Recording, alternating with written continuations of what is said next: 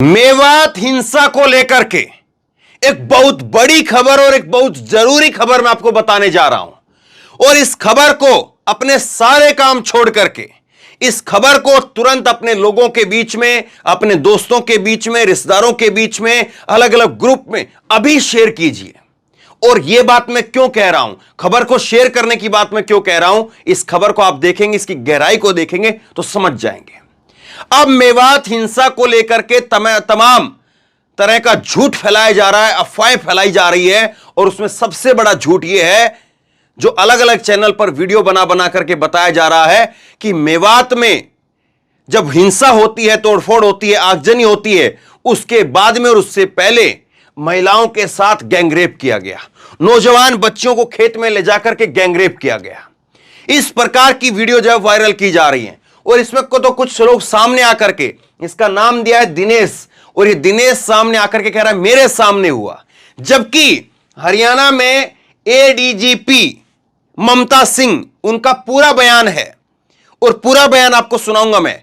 ये कह रही कि मैं उस वक्त मौजूद थी और ऐसी कोई घटना नहीं हुई है, इस प्रकार की कोई घटना मेरे सामने नहीं हुई है, मेरे संज्ञान में नहीं आई है। लिहाजा जो जितने भी लोग ये फैला रहे हैं कि महिलाओं का गैंगरेप किया गया, रेप किया गया, वो सरासर झूठ है। कितनी बड़ी साजिश जो है वो रची जा रही है। कौन लोग हैं ये जो अभी भी नहीं चाहते कि मेवात में शांति आ जाए, मेवात में जो है वो मेवात शांत हो जाए। और बहुत बड़ी खबर है ये, इतनी बड़ी खबर है।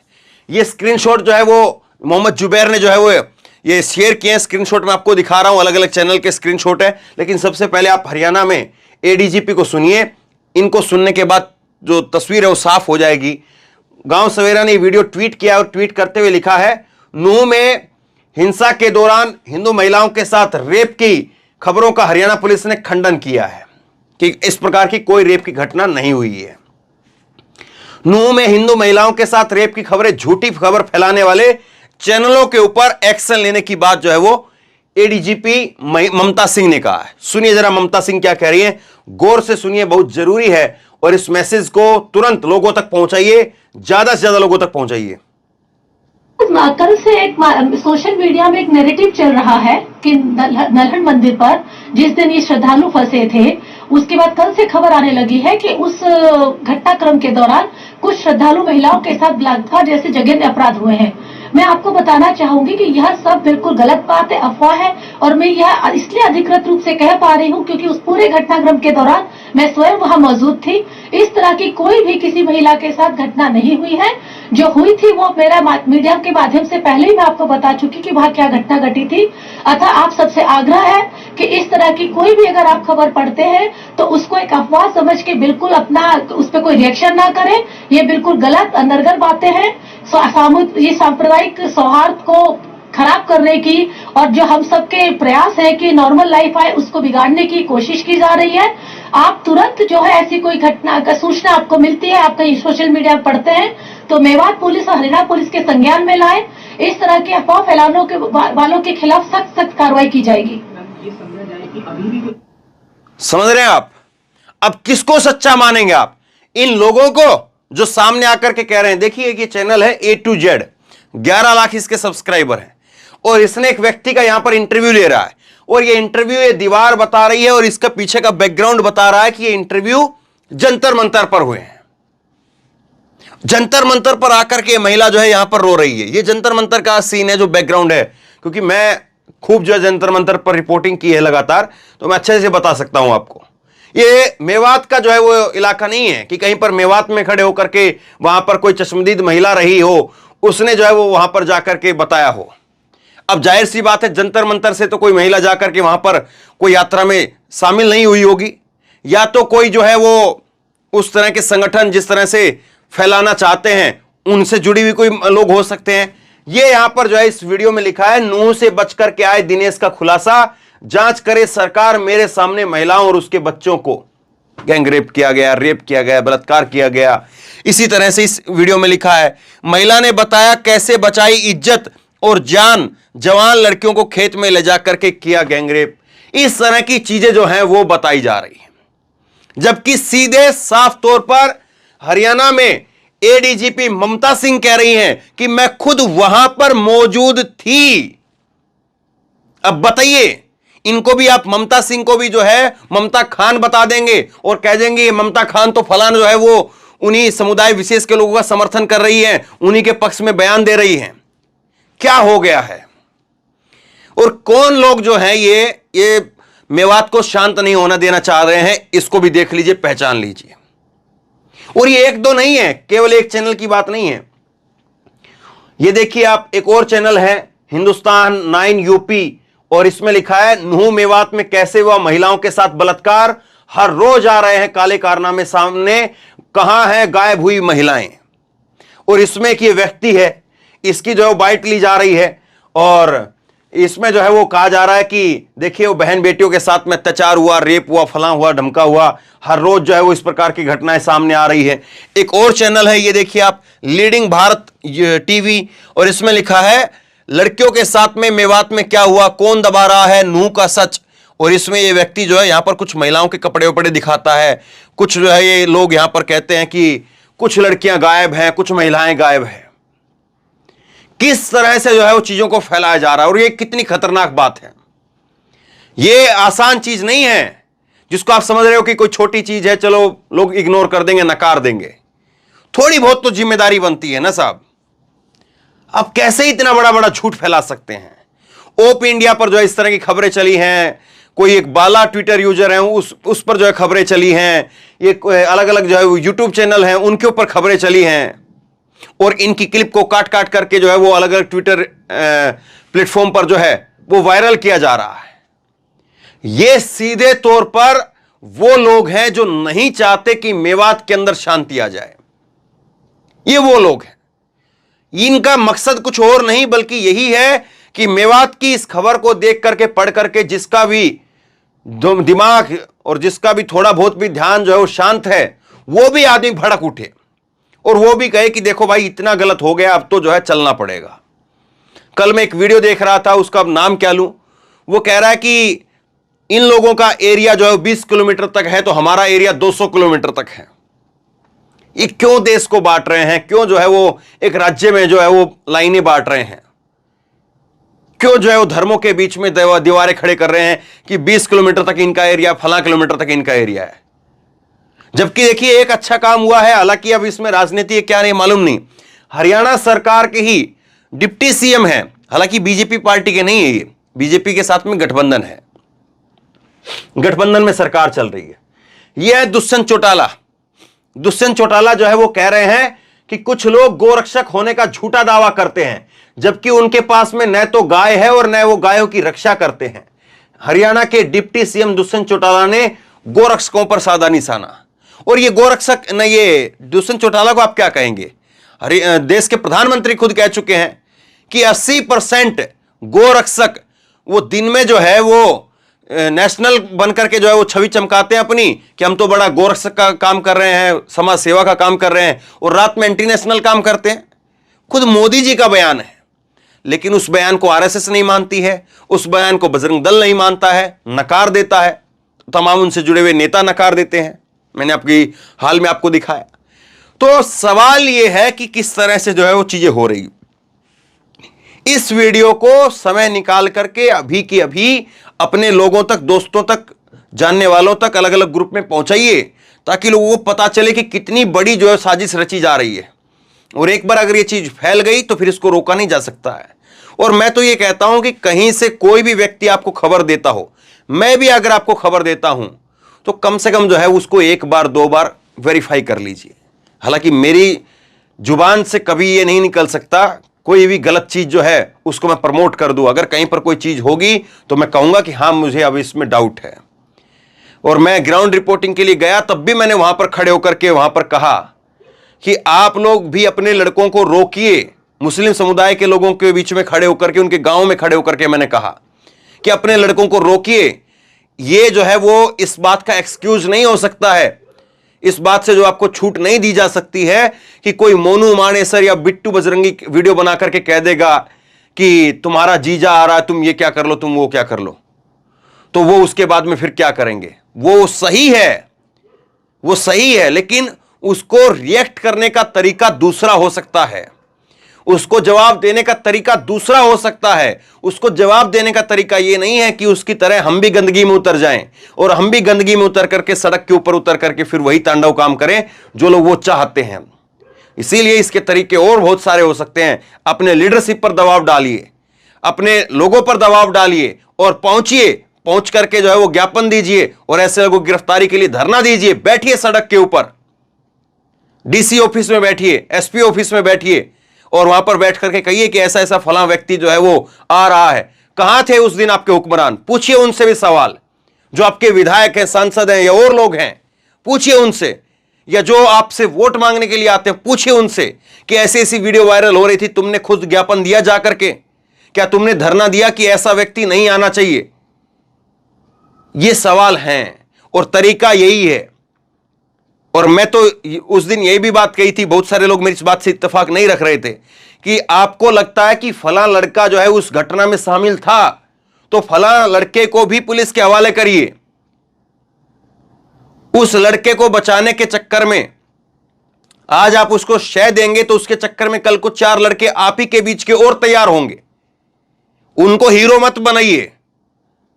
गलत संदेश, हां, हीरो उसको बनाइए जो ज्ञापन देता है, वहां जाकर के धरने पर बैठ जाता है, 24 घंटे के धरने पर बैठ जाए, आमरण अनशन पर बैठ जाए और कहे कि देखिए फला शख्स जो है वो सीधे तौर पर लोगों को भड़काने का काम कर रहा है। हम जो है वो जब तक नहीं उठेंगे इस एसपी ऑफिस से, डीएसपी ऑफिस से, तब तक उसकी गिरफ्तारी ना हो जाए। यह तरीका है लोकतंत्र के अंदर। इस तरीके से जो है वो लोगों को घेरा गोटा जाता है। आज कोई कहता संगठन आकर के कि हां हमने ये किया, लेकिन क्या किसी ने किया? एक चीज मैं आपको और दिखाता हूं, अब पुलिस पर भी सवाल उठेंगे। ये देखिए, नूह में आरोपियों के कब्जे ढाए जा रहे हैं और इसमें जो है वो वकील जो है वो कार्रवाई के विरोध में उतरे हैं। गुड़गांव पुलिस अब तक जो है 29 एफआईआर दर्ज करके 51 आरोपियों को अरेस्ट कर चुकी है। 67 लोगों को एक्शन के तहत जो है प्रोटेक्टिव एक्शन के तहत उनको पकड़ा है और वकील जो इसका विरोध कर रहे हैं। वकीलों ने जो है इसकी लिखित में शिकायत दी है, जिसमें डिस्ट्रिक्ट अटॉर्नी के जरिए पुलिस कमिश्नर से स्टेटस रिपोर्ट मांगने की अपील की है। तो देखिए, कानून का तरीका यह है। ये वकीलों ने जो है वो सड़क पर उतर करके विरोध किया है और सीधे तौर पर जो स्टेटस रिपोर्ट मांगी है। तो यही तरीका है, कानून से चलना पड़ेगा, कलम से चलना पड़ेगा। कलम से चलेंगे, फायदे में रहेंगे। बाकी सड़क वाला रास्ता जो है वो किसी के लिए जायज नहीं ठहराया जा सकता, कोई भी हो, चाहे हिंदू हो चाहे मुसलमान हो। अब उसके बाद में देखिए, एक खबर ये बड़ी जो है वो हैरान कर देने वाली है कि नफरत का असर जो है वो जूस की दुकान खाली करवाने के लिए उसको धमकाया गया। और ये कहां की घटना है? ये नूह हिंसा के बाद में दिल्ली के रोहिणी के मामला है। राजधानी रोहिणी के अंदर जो है, राजधानी दिल्ली के रोहिणी का एक इलाका है और उस रोहिणी में जो है ये हुआ है। लोगों को धमकाया जा रहा है, लोगों को कहा जा रहा है कि खाली कर दो। ये सारी चीजें जो है वो मेवात भुगत रहा है। और कल एक वीडियो में देख रहा था और उस वीडियो के अंदर दिख रहा था कि किसी का जो है वो झुग्गी झोपड़ियां जो है वो ढाई जा रही हैं और पुलिस वाले वहां पर खड़े होकर के आराम से जो है कोल्ड ड्रिंक पी रहे हैं, ठंडा ठंडा कूल कूल कर रहे हैं। ये जिम्मेदारी बनती नहीं है। और ये कितने लोगों के घर ढाए जाते हैं, फिर वो चीजें कोर्ट में जाकर के किस तरह से जो है पलटती हैं और कैसे जो है पुलिस को वहां पर कोर्ट में जो है फटकार लगती है, पुलिस के ऊपर जो है कार्रवाई होती है, ये तो आपने देखा है। तो कम से कम जो है खट्टर सरकार को जो है वो इस बात को सोचना चाहिए कि जिस बुलडोजर को लेकर के आप वाह वाही लूटना चाहते हैं, जिस बुलडोजर को लेकर के आप डैमेज कंट्रोल करना चाहते हैं, उस बुलडोजर को लेकर के कुछ जगह में, देश के कुछ हिस्से में जो है वो भले ही उसको एक्सेप्ट किया गया है, वो भी एक तबके के द्वारा, बाकी देश के संविधान ने, देश के कानून ने उसको एक्सेप्ट नहीं किया है। और आप केवल ये करें कि ठीक है साहब, हम जो है वो बुलडोजर चला देंगे किसी के इधर झुग्गी के पर, किसी की झोपड़ी पर, किसी के होटल पर, किसी की दुकान पर, किसी के मकान पर, और उसके बाद में चीजें सुधर जाएंगी, तो आपकी गलतफहमी है। क्योंकि चीजें सुधारनी है तो फिर उस आपके डिप्टी सीएम क्यों कह रहे हैं? और आपके भाजपा के ही सांसद, मैं बता देता हूं आपको, राव इंद्रजीत सिंह, नरेंद्र मोदी के सांसद, उन्होंने पूछा, इंडियन एक्सप्रेस अखबार में उन्होंने बाइट दी। जो घटना हुई उसके दूसरे दिन उनकी बाइट आती है। उनका बयान आता है और वो कहते हैं कि आखिरकार किन लोगों ने, प्रशासन में किन लोगों ने अनुमति दी कि वो लोग हथियार लेकर के यात्रा निकालें, और कैसे जो है वो व्यक्ति बिट्टू बजरंगी जैसा जो व्यक्ति है, जो वीडियो बना करके धमकी दे रहा था, वीडियो बना करके चैलेंज कर रहा था, वो व्यक्ति कोई जो है वो ऐसा काम कर रहा है कि उसके ऊपर फूल बरसाए जाएंगे। वो व्यक्ति चाहता यही था जो हुआ है।